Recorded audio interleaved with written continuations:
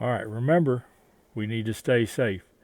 You need to end the day the same or better than you started it for your family and for your homestead, because if you're out of action, things are not going to get done. So be safe.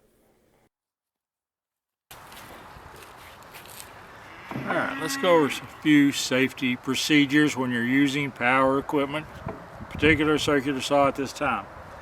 This is the battery operated one. It still will cut your finger off if you're not careful with it. First of all, you want to make sure your blade's in tight. We've already established that. You want to set the depth of your blade where it barely cuts through your wood. Just 1/8 of an inch to 1/4 inch through the wood is all you want. That way there's not any extra teeth spinning around down there to get you in case you have a finger under there or something else. So the next thing, I've got gloves.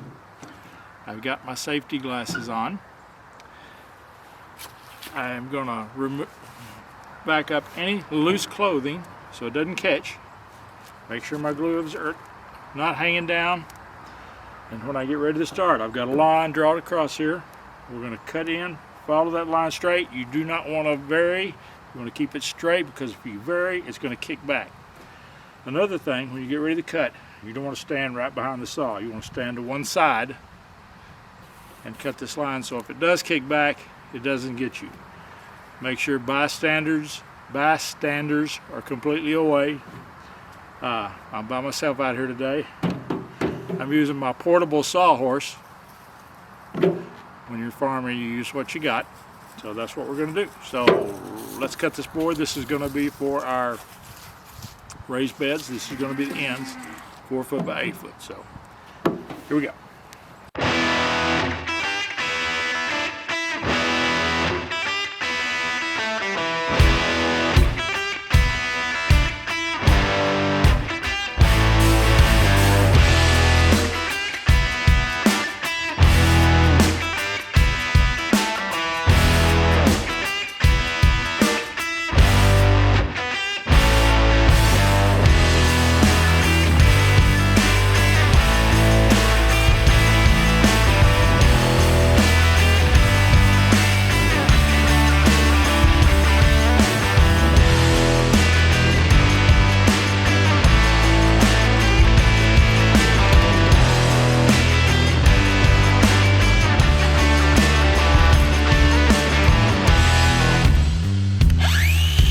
Never too old to rock and roll.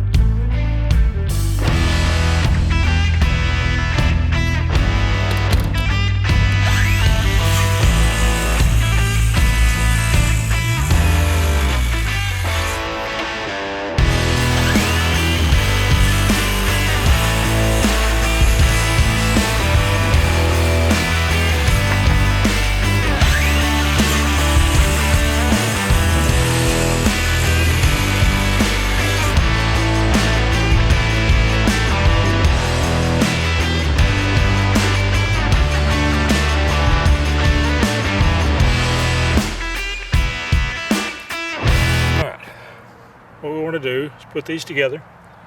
These are pressure treated. You may not want to use pressure treated, and that's fine. I've done some research on it. I'm okay with it. What I'm going to do is stand these up. Cut these shorter ones to 4 foot, and I'll put those on the inside of this. That will actually, from outside to outside, will give me 51 inches across and still be 96 inches long, roughly.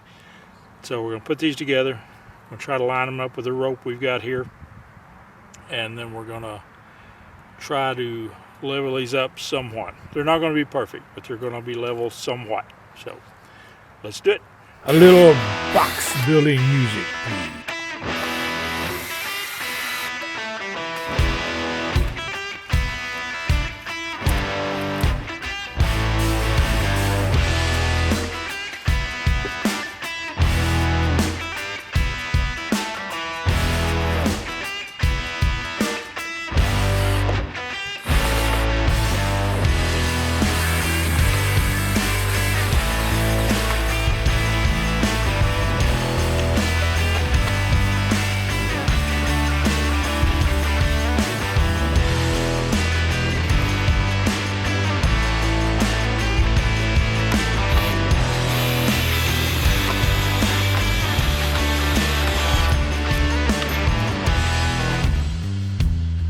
Gonna have a homestead, you must have a coffee can to keep all your fasteners in. Several, preferably.